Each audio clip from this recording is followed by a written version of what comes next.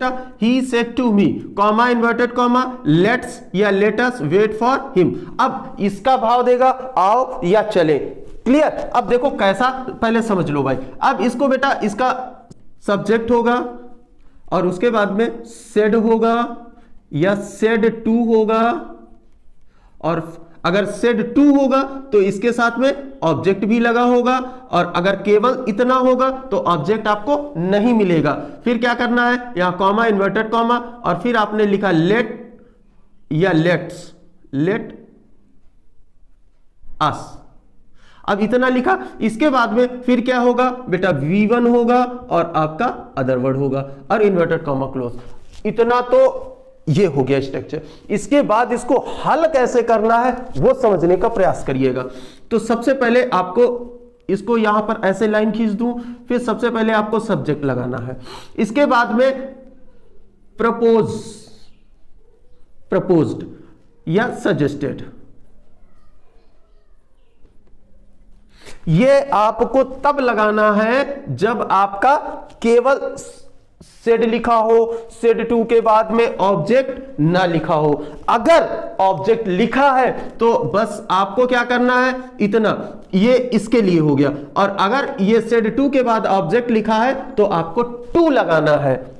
इसमें टू देखो, प्रपोज्ड और सजेस्टेड इन दोनों के बाद टू लगता है बस। इसके बाद में फिर आपको जो ऑब्जेक्ट दिया गया है उस ऑब्जेक्ट को आपको रखना है।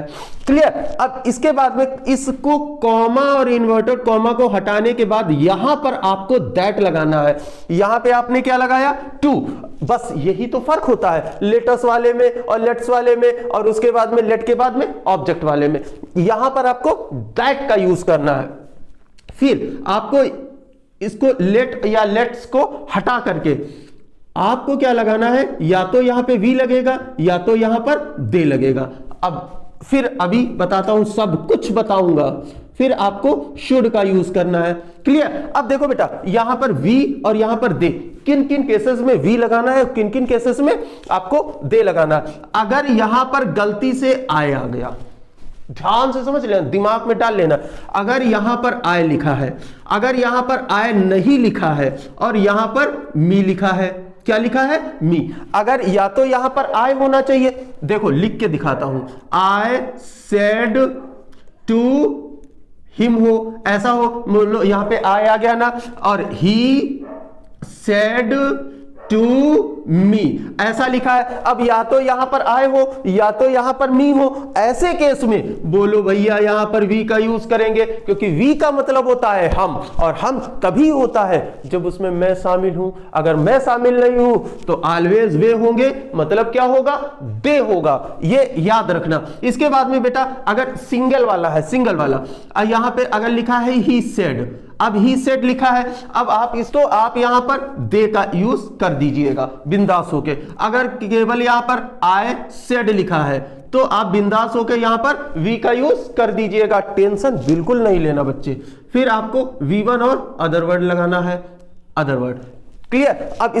अब इसको क्या है, इसको सेंटेंस के रूप में देखो तो लिखा है ही। अब बोलो भाई लेट अस वेट फॉर, अब प्रपोज लगाऊं या सजेस्टेड लगाऊं, अब यहां पे लेट अस वेट फॉर। अब उसने सीधा सा एक प्रपोजल रखा है कि चलो भाई हम उसका इंतजार, आओ हम उसका इंतजार करें। अब इंतजार करें तो प्रपोज किया ना, प्रपोज्ड। अब आप देख लेना कि ये सेंस क्या दे रहा, अगर सजेशन का दे तो सजेशन लगा देना, प्रपोज्ड का दे तो प्रपोज्ड लगा देना। क्लियर? इसके बाद में फिर क्या होगा, फिर आपको यहां पर टू बोलो, दिया गया है भाई टू है तो आपको टू लगाना है और मी लगाना है। फिर आपने THT डैड लगाया बेटा, और उसके बाद में क्या लगेगा, अब बोलो यहां पर मी है तो मी है तो इस लेट्स को हम वी में चेंज करेंगे और शुड लगाएंगे।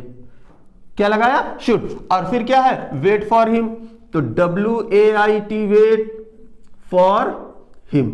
अब कहो हिम को काहे नहीं चेंज किया, मैंने बोला ना I V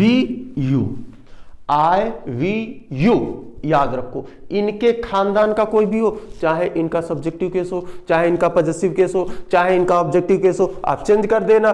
नाउ इनके अलावा कुछ भी लिखा हो तो आप उसको चेंज करने का प्रयास मत करना।